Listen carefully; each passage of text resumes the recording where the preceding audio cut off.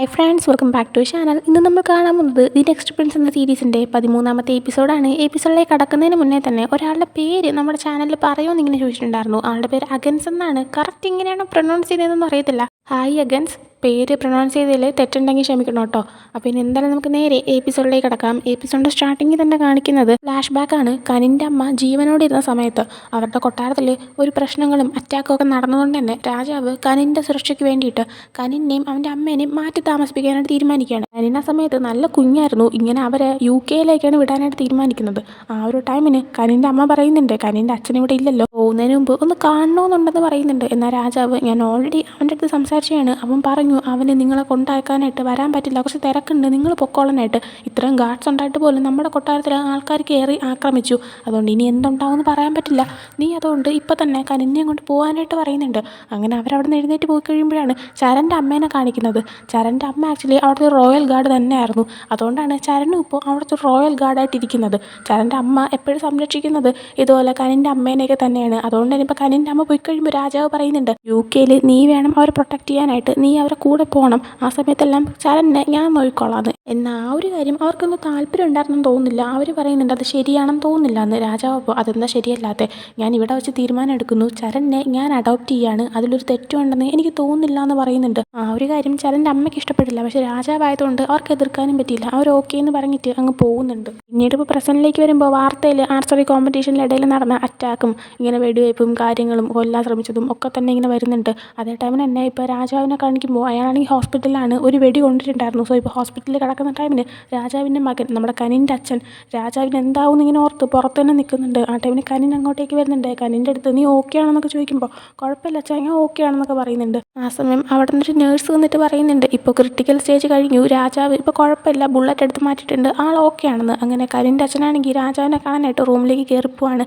ആ സമയം കനിൻ ഒരു കാര്യം ആലോചിക്കുകയാണ്. മീനാനക്കരയിലെ രാജാവാണ് ഇതൊക്കെ ചെയ്തതെന്ന് മനസ്സിലാക്കിയ ശേഷം അയാളുടെ അടുത്ത് നിന്ന് ഒരു എസ്കേപ്പ് ആവാൻ ശ്രമിച്ചെങ്കിലും ഇയാളാണെങ്കിൽ ഇവരെ കൊല്ലാൻ കണക്കിന് വന്നിട്ടുണ്ടായിരുന്നു. ആ ടൈമിന് ഇയാളെ നമ്മുടെ ചരൺ ഷൂട്ട് ചെയ്യാൻ നിൽക്കുന്ന ടൈമിന് ഇയാളൊരു കാര്യം പറഞ്ഞിട്ടുണ്ടായിരുന്നു, നിൻ്റെ അമ്മേനെ കൊന്നത് രാജാവാണെന്നുള്ള കാര്യം. ആ ഒരു കാര്യം ഇപ്പോൾ കനിൻ ആലോചിച്ചിട്ട് ചരൻ്റെ അടുത്ത് നിനക്ക് അതിനെപ്പറ്റി വല്ലതും അറിയാവോ, ശരിക്കും എൻ്റെ മുത്തശ്ശനാണോ നിൻ്റെ അമ്മേനെ കൊന്നത് എന്നിങ്ങനെ ചോദിക്കുന്നുണ്ട്. ചരനപ്പോൾ നീ അത് അറിയാതിരിക്കുന്നതാണ് നല്ലത്, അതിനെക്കുറിച്ചുള്ള കാര്യങ്ങളെല്ലാം എനിക്ക് മുന്നേ അറിയാം, സത്യം എന്താണെന്നും അറിയാം, പക്ഷേ നീയും കൂടെ ഇറങ്ങിയിട്ട് അതിൻ്റെ ഭാരം ചുമക്കണമെന്ന് എനിക്ക് താല്പര്യമില്ല, നീ അത് വിട്ടേക്കാനായിട്ട് പറയുന്നുണ്ട്. എന്നാൽ കനിനാണെങ്കിൽ ഞാൻ ഇപ്പോൾ ഇത്ര ഇറങ്ങിയിട്ട് നീ ബാക്കി പറയാമെന്ന് പറഞ്ഞിട്ട് അവനോട് ചോദിക്കുന്നുണ്ട്, ശരിക്കും എൻ്റെ മുത്തശ്ശൻ തന്നെയാണോ നിൻ്റെ അമ്മേനെ കൊന്നതെന്ന്. ചരനപ്പോൾ ഞാനും വിചാരിച്ചിരുന്നത് അങ്ങനെയാണ്, പക്ഷേ പിന്നീട് എനിക്ക് മനസ്സിലാക്കാൻ പറ്റി കൊന്നത് നിൻ്റെ മുത്തശ്ശനല്ല എന്ന്. അതും പറഞ്ഞിട്ട് ഒരു ഫ്ലാഷ് ബാക്ക് കാണിക്കുന്നുണ്ട്. രാജാവ് കനിനെയും അവൻ്റെ അമ്മേനെയും പറഞ്ഞിട്ട് അന്ന് രാത്രി തന്നെയാണ് അവർ അവിടെ നിന്ന് UK-യിലേക്ക് പോകാനായിട്ട് തിരിക്കുന്നത്. വണ്ടി ഓടിക്കുന്നത് ചരൻ്റെ അമ്മയാണ്. നമ്മൾ മറ്റൊരു ഫ്ലാഷ് ബാക്കിൽ കണ്ടതാണ്, ഒരു മഴയുള്ള രാത്രിയായിരുന്നു, ഒരു ജോലിയുടെ ആവശ്യമുണ്ടെന്ന് പറഞ്ഞിട്ട് ചരൻ്റെ അമ്മ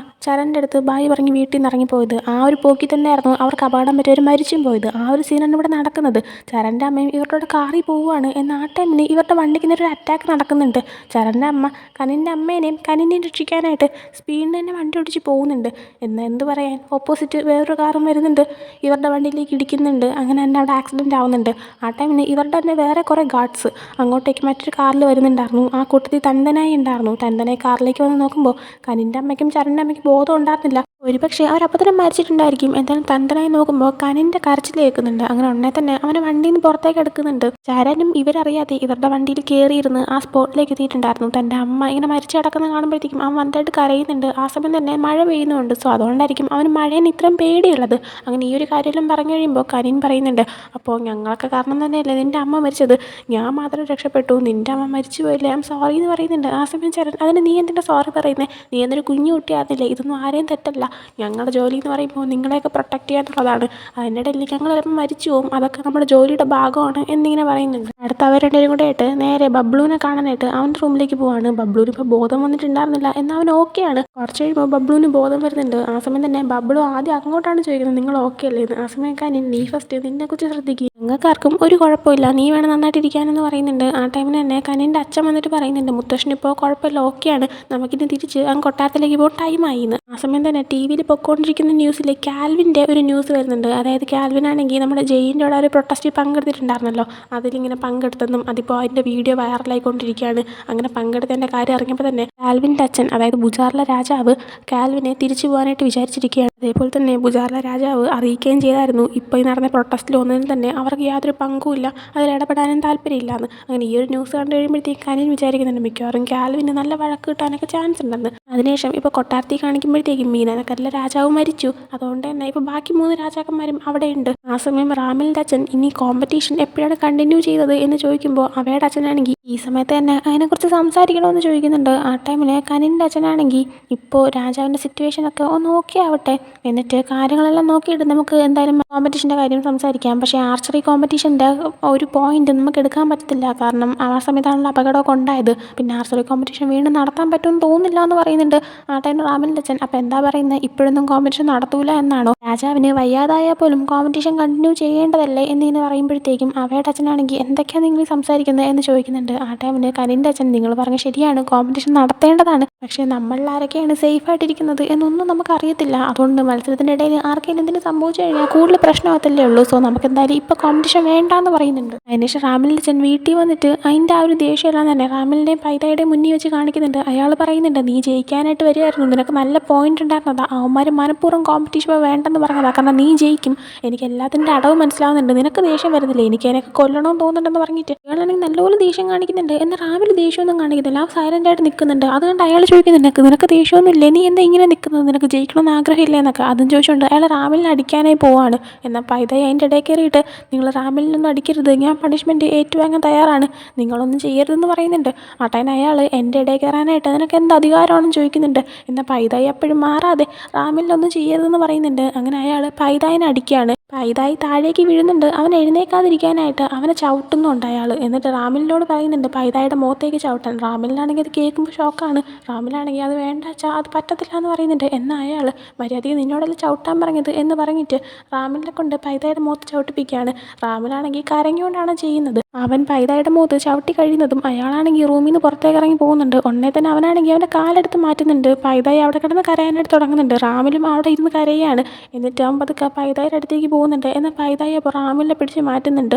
അടുത്തോട്ട് വരാൻ പോലും സമ്മതിക്കുന്നില്ല. എന്നിട്ട് പറയുന്നുണ്ട്, ഇത്രയും കാലം ഞാനാണെങ്കിൽ നീ എൻ്റെ കൂടെ ഉണ്ടല്ലോ, നീ എന്നെ സ്നേഹിക്കുന്നുണ്ടല്ലോ എന്ന് കരുതിയിട്ടാണ് എല്ലാം ഞാൻ സഹിച്ചത്, നിനക്ക് വേണ്ടിയിട്ട് മാത്രം. പക്ഷേ ഇപ്പോൾ നീയാണെങ്കിൽ എന്നെ പ്രൊട്ടക്റ്റ് പോലും ചെയ്യുന്നില്ല എന്ന് പറയുമ്പോൾ റാമിൽ ഞാൻ നിന്നെ പ്രൊട്ടക്റ്റ് ചെയ്യുന്നുണ്ടല്ലോ, നിന്നെ ഉപദ്രവിക്കാനായിട്ട് ആരും വരുന്നില്ലല്ലോ എന്ന് പറയാണ്. ആ ടൈമിന് വേറെ ആരും വരുന്നില്ല, പക്ഷെ നിൻ്റെ അച്ഛൻ വരുന്നുണ്ടല്ലോ, നിനക്ക് നിൻ്റെ അച്ഛനെ എതിർക്കാൻ പറ്റുന്നില്ലല്ലോ എന്നിങ്ങനെ പറയുന്നുണ്ട്. ആ സമയം റാമിലിന് അതിനൊരു മറുപടി ഉണ്ടായിരുന്നില്ല. പൈതായി ആ ടൈമിന് എനിക്കെന്തായാലും മതിയായി, നമ്മുടെ ഇടയിൽ എന്താണോ ഉള്ളത് അത് നമുക്ക് ഇവിടെ വെച്ച് അവസാനിപ്പിക്കാം, ഇനി കണ്ടിന്യൂ ചെയ്യാൻ എനിക്ക് താല്പര്യമില്ല എന്ന് പറഞ്ഞിട്ട് റൂമിൽ നിന്ന് പുറത്തേക്ക് ഇറങ്ങി പോകുന്നുണ്ട്. അടുത്ത് കാണിക്കുന്നത് ചരണും കനിനും അടുത്ത ദിവസം രാവിലെ അവരുടെ രണ്ടുപേരുടെയും അമ്മയുടെ കല്ലറകളുടെ മുന്നിലേക്ക് വരുന്നതാണ്. ഫസ്റ്റ് കനിൻ്റെ അമ്മയുടെ കല്ലറയുടെ മുന്നിൽ പോയിട്ട് പൂക്കൾ വയ്ക്കുന്നുണ്ട്. അടുത്ത ചരൻ്റെ അമ്മയുടെ കല്ലറയുടെ മുന്നിലേക്ക് പോകുമ്പോഴത്തേക്കും കനിൻ പറയുന്നുണ്ട്, നീ സംസാരിച്ചോ, ഞാൻ അവിടെ വെയിറ്റ് ചെയ്യാമെന്ന്. അങ്ങനെ കനിൻ മാറി നിൽക്കുമ്പോൾ ചരനാണെങ്കിൽ അവൻ്റെ അമ്മയുടെ അടുത്ത് സംസാരിക്കുന്നുണ്ട്. അമ്മ മുമ്പ് ചെയ്തിരുന്ന പോലെ തന്നെ ഞാനിപ്പോൾ ഒരു ഗാർഡായിട്ടിരുന്ന് ഇവരെല്ലാവരും പ്രൊട്ടക്റ്റ് ചെയ്തു, എനിക്കതിന് ചെയ്യാൻ പറ്റി എന്നൊക്കെ പറഞ്ഞിട്ട് സംസാരിക്കുന്നുണ്ട്. എന്നിട്ട് ചരനാണെങ്കിൽ കനിൻ്റെ അടുത്തേക്ക് തിരിച്ചു വരാണ്. ആ ടൈമിന് ഒരു ഗാർഡ് ഒരു ആവശ്യമുണ്ടെന്ന് പറഞ്ഞിട്ട് ഇവരെ വന്ന് വിളിക്കുന്നുണ്ട്. സംഭവം പറ്റുന്നല്ല, രാജാവ് ഇപ്പോൾ ഒരു ഇത് ഓക്കെ ആയിട്ടുണ്ടായിരുന്നു. അതുകൊണ്ട് തന്നെ നമ്മുടെ അവയുടെ അച്ഛനെയും അവേനെയും റാമിലിൻ്റെ അച്ഛനെയും റാമിലിനെയൊക്കെ വിളിച്ചിട്ട് ഒരു മീറ്റിംഗ് പോലെ ഇപ്പോൾ സംഘടിപ്പിക്കുകയാണ്. രാജാവ് ഇപ്പോഴും റെസ്റ്റിൽ തന്നെയാണ്, രാജാവ് വന്നിട്ടില്ല. എന്നാൽ രാജാവ് ഇപ്പോൾ ഇവരെ അറിയിച്ചിട്ടുണ്ട് റോയൽ കോമ്പറ്റീഷൻ കണ്ടിന്യൂ ചെയ്തോളാൻ പറഞ്ഞിട്ട്. അങ്ങനെ ഇപ്പോൾ ആ കാര്യം അറിയിച്ചിട്ട് പറയുന്നുണ്ട്, നമുക്കിനി ഉടനെ തന്നെ ആ ഒരു ഫെൻസിങ് കോമ്പറ്റീഷൻ നടത്താമെന്ന്. ആ ടൈമിന് അവയുടെ അച്ഛൻ അവ ഇനി മത്സരിക്കുന്നില്ല, അത് അവയെടുത്ത തീരുമാനം തന്നെയാണ്, എൻ്റെ മകളുടെ സേഫ്റ്റിയുടെ കാര്യം ഓർത്തിട്ട് ഞങ്ങളിനി അതിൽ നിന്ന് മാറി നിൽക്കുകയാണ്, ഞങ്ങൾ മത്സരിക്കുന്നില്ല എന്ന് പറയുന്നുണ്ട്. അത് കേട്ടിട്ട് കനിൻ്റെ അച്ഛൻ, എങ്കിൽ പിന്നെ ഇനി കോമ്പറ്റീഷൻ റാമിലും കനിനും തമ്മിൽ നടക്കട്ടെ, നമുക്ക് ഉടനെ തന്നെ മത്സരം നടത്താം. പിന്നെ അതേപോലെ തന്നെ മീനാനക്കരയിലെ രാജാവ് മരിച്ചതുകൊണ്ട് തന്നെ അവിടെ കാര്യങ്ങളെല്ലാം നോക്കി നടത്താനായിട്ട് നമുക്ക് ഒരാളെ ഏൽപ്പിച്ച് വിടണം, അത് ഇവിടെ നിന്ന് ആരെങ്കിലും പോകുന്നതായിരിക്കും നല്ലത് എന്നിങ്ങനെ പറയുമ്പോൾ കനിനാണെങ്കിൽ നമുക്ക് മീനാനക്കരയിലെ ആൾക്കാരെ തന്നെ വെച്ചുകൊണ്ട് ഒരു ഇലക്ഷൻ നടത്തിയാലോ എന്നിങ്ങനെ ചോദിക്കുന്നുണ്ട്. എന്നാൽ കനിൻ്റെ അച്ഛനാണെങ്കിൽ അത് വേണ്ടാന്ന് പറഞ്ഞിട്ട് അതപ്പോൾ ഒഴിവാക്കി വിടുന്നുണ്ട്. പിന്നീട് നൈറ്റ് ടൈം ആണെങ്കിൽ കനിൻ ഇങ്ങനെ ഒറ്റയ്ക്ക് ഇരിക്കുന്ന ടൈമിന് അവൻ്റെ അച്ഛൻ അവനോട് സംസാരിക്കാനായിട്ട് വരുന്നുണ്ട്. എന്നിട്ട് കനിൻ്റെ അടുത്ത് പറയുന്നുണ്ട്, ഞാൻ നിന്നെ നേരത്തെ അത് വേണ്ടാന്ന് പറഞ്ഞത് മനഃപൂർവ്വമല്ല, അത് നമുക്കിപ്പോൾ ഇലക്ഷനൊക്കെ നടത്തിയിട്ട് ചേഞ്ചസ് വരുത്താൻ പറ്റത്തില്ല, എനിക്കറിയാം നീയാണെങ്കിൽ ഇവിടെ മാറ്റങ്ങൾ കൊണ്ടുവന്ന് കാര്യങ്ങളെല്ലാം നേരെയാക്കാനാണ് നോക്കുന്നതെന്ന്. അങ്ങനെ വേണമെങ്കിൽ ഞാൻ അന്ന് പറഞ്ഞ പോലെ തന്നെ നടക്കാൻ പോകുന്ന മത്സരത്തിൽ മത്സരത്തിൽ നീ ജയിക്കണമെന്ന് പറയുന്നുണ്ട്. അതേപോലെ തന്നെ നിൻ്റെ മുത്തശ്ശൻ നിന്നോട് ഒരു സോറി പറയാനായിട്ട് എന്നെ ഏൽപ്പിച്ചിട്ടുണ്ടായിരുന്നു എന്ന് പറയാണ്. അങ്ങനെ നമ്മുടെ രാജാവും കനിൻ്റെ അച്ഛനും കൂടെ സംസാരിക്കുന്ന ഒരു സീൻ നമ്മളെ കാണിക്കുകയാണ്. ഇപ്പോഴും രാജാവ് റെസ്റ്റിൽ തന്നെയാണ്. അങ്ങനെ കാണാനായിട്ട് പോകുന്ന ടൈമിന് രാജാവാണെങ്കിൽ കനിൻ്റെ അച്ഛൻ്റെ അടുത്ത് എൻ്റെ കൂടെ നിന്ന് എൻ്റെ അസിസ്റ്റൻ്റ് പോലും എന്നെ ചതിക്കുമെന്ന് ഞാൻ ഒട്ടും വിചാരിച്ചില്ല. അതൊക്കെ മനസ്സിലാക്കിയിരുന്നെങ്കിൽ ഞാൻ നിങ്ങളെയൊക്കെ ഇതിലേക്ക് കൊണ്ടിടില്ലായിരുന്നു. നിങ്ങളെല്ലാവരെയും ഞാൻ പ്രൊട്ടക്റ്റ് ചെയ്യുമായിരുന്നു. I am sorry. നീയാണെങ്കിൽ എനിക്ക് വേണ്ടിയിട്ട് കനിനോട് കൂടി ഒന്ന് സോറി പറയണം. പിന്നെ കനിൻ തന്നെ ആ ഒരു മത്സരത്തിൽ ജയിക്കണമെന്നാണ് എൻ്റെ ആഗ്രഹം. അതും കൂടി നീ അവനോട് പറയണമെന്ന് പറയുന്നുണ്ട്. അങ്ങനെ അതും പറഞ്ഞ് പ്രസൻറ്റിലേക്ക് വരുമ്പോൾ അച്ഛൻ തന്നെ പറയുന്നുണ്ട് നീ എങ്ങനെയെങ്കിലും നടക്കാൻ പോകുന്ന മത്സരത്തിൽ ജയിക്കണമെന്ന്. അതിനുശേഷം നൈറ്റ് കനിൻ ഉറങ്ങാനായിട്ട് കിടക്കുകയാണ്. ചരനും കൂടെയുണ്ട്. രണ്ടും ഒരുമിച്ചാണ് കിടന്നുറങ്ങുന്നത്. കനിന് പക്ഷേ എത്ര അടുത്തിട്ടോട്ട് ഉറങ്ങാൻ പറ്റുന്നില്ല. അവൻ തിരിഞ്ഞും മറിഞ്ഞ് കിടക്കുകയാണ്. അങ്ങനെ ചരൻ എഴുന്നേറ്റിട്ട് ചോദിക്കുന്നുണ്ട് എന്താ പറ്റിയേ, ഉറങ്ങുന്നില്ലേന്ന്. ആ ടൈമിന് കനിനാണെങ്കിൽ അത് പിന്നെ ആ കോമ്പറ്റീഷൻ്റെ കാര്യം ഓർത്തിട്ട് എനിക്ക് ടെൻഷനാവുന്നു, എനിക്കെങ്ങനെ ജയിക്കാൻ പറ്റിയില്ലെങ്കിലോ, അങ്ങനെ എന്ത് ചെയ്യും എന്നിങ്ങനെ പറയുന്ന ടൈമിന് ചരനാണെങ്കിൽ അവനടുത്തേക്ക് പിടിച്ചിരുത്തിയിട്ട് പറയുന്നുണ്ട് നീ ടെൻഷനാവേണ്ട ആവശ്യമൊന്നുമില്ല, നീ എപ്പോഴും നന്നായിട്ടല്ലേ ചെയ്യുന്നത്, നിന്നെക്കൊണ്ട് പറ്റും. പിന്നെ ഇത്തിരി ടെൻഷനായെന്നും പറഞ്ഞാൽ കുഴപ്പമൊന്നുമില്ല, കാരണം എന്നാലേ നീ ആണെങ്കിൽ സ്ട്രോങ് ആയിട്ട് ചെയ്യത്തുള്ളൂ. പിന്നെ ഇനിയിപ്പോൾ നിനക്ക് ഉറങ്ങാൻ പറ്റുന്നില്ലെങ്കിൽ ഞാൻ നിന്നോട് ഉണർന്നിരിക്കാമെന്ന് പറയുന്നുണ്ട്. അങ്ങനെ പിറ്റേ ദിവസം പിന്നീട് കനിനാണെങ്കിൽ ചരൻ്റെ അവിടെ തന്നെ ഫെൻസിങ് പ്രാക്ടീസ് ചെയ്യുന്നുണ്ട്. തന്തനായി കണ്ടുകൊണ്ടിരിക്കുന്നുണ്ട് സൈഡിൽ. ചരനെ വരെ കനിൻ തോപ്പിക്കുന്നുണ്ട്. അപ്പോൾ തന്തനായി പറയുന്നുണ്ട് അവനെ വരെ നീ തോപ്പിച്ചെങ്കിൽ നിന്നെക്കൊണ്ട് എന്തായാലും ജയിക്കാൻ പറ്റുമെന്ന്. ആ ടൈമിൽ കനിൻ എങ്കിൽ അച്ഛനും വാ നമുക്ക് എല്ലാവർക്കും ചെയ്യാമെന്ന് പറഞ്ഞിട്ട് തന്തനായിനെ പിടിച്ചേർത്തിയിട്ട് അവർ രണ്ടും കൂടെ ഫെൻസിങ് ഒക്കെ ചെയ്യുന്നുണ്ട്. അടുത്ത റാമിലിനെ കാണിക്കുമ്പോൾ അവനും അവിടെ പ്രാക്ടീസ് ചെയ്യാണ്. എന്നാൽ അവന് തീരെ വയ്യ, അവൻ്റെ കാലൊക്കെ കുഴഞ്ഞു പോകുന്നുണ്ട്. എന്നാൽ അവൻ്റെ അച്ഛനാണെങ്കിൽ എഴുന്നേക്ക് പ്രാക്ടീസ് ചെയ്യാമെന്ന് പറഞ്ഞിട്ട് ഇവനെ കൊണ്ട് ചെയ്യിപ്പിച്ചുകൊണ്ടിരിക്കുകയാണ്. ഇവന് വീണ്ടും പറ്റാതാവുന്ന ടൈമിന് ഇവനെ കൊണ്ടൊന്നും നടക്കൂല എന്ന് മനസ്സിലായിട്ട് ഇവൻ്റെ അച്ഛൻ ദേഷ്യത്തിൽ അവിടെ നിന്ന് ഇറങ്ങി പോകുന്നുണ്ട്. ആ ടൈമിന് ഒരു പയ്യൻ വന്നിട്ട് അവന് കുടിക്കാനായിട്ട് വെള്ളമോ കൊടുക്കുന്നുണ്ട്. എന്നാൽ പൈതായി അവിടെ ഉണ്ടായിരുന്നില്ല. അങ്ങനെ ആ പയ്യൻ്റെ അടുത്ത് പൈതായി എവിടെയാണെന്ന് ചോദിക്കുമ്പോൾ പറയുന്നുണ്ട് ആ പയ്യൻ പൈതായി ഇന്നത്തെ ദിവസം ഇങ്ങോട്ടേക്ക് വന്നിട്ടേ ഇല്ലയെന്ന്. അടുത്ത് പിന്നീട് കാണിക്കുന്ന ആ ഒരു കോമ്പറ്റീഷൻ്റെ ദിവസമാണ്. കനിന് നമ്മുടെ ബബ്ലുവും ചരനും എല്ലാവരും തന്നെ എന്നെ കൊണ്ട് പറ്റും എന്നൊക്കെ പറഞ്ഞ് കോൺഫിഡൻസ് ഒക്കെ കൊടുക്കുന്നുണ്ട്. റാമിലും ഓപ്പോസിറ്റ് നിൽക്കുന്നുണ്ട്. അങ്ങനെ കോമ്പറ്റീഷൻ സ്റ്റാർട്ട് ചെയ്യുമ്പോൾ രണ്ടുപേരുടെ പേര് അനൗൺസ് ചെയ്യുന്നുണ്ട്. രണ്ടുപേരും മത്സരിക്കാൻ വേണ്ടിയിട്ട് ചെന്ന് നിൽക്കുകയാണ്. അങ്ങനെ അതും കാണിച്ചുകൊണ്ട് ഈ ഒരു എപ്പിസോഡ് ഇവിടെ എൻഡ് ആവുന്നുണ്ട്. സോ ഈ ഒരു എപ്പിസോഡ് നിങ്ങൾക്ക് ഇഷ്ടപ്പെട്ടെങ്കിൽ ലൈക്ക് ചെയ്യുക, ഷെയർ ചെയ്യുക, സബ്സ്ക്രൈബ് ചെയ്യുക. അടുത്തൊരു വീഡിയോ ഇട്ടുതരുന്നൊരു ബൈ.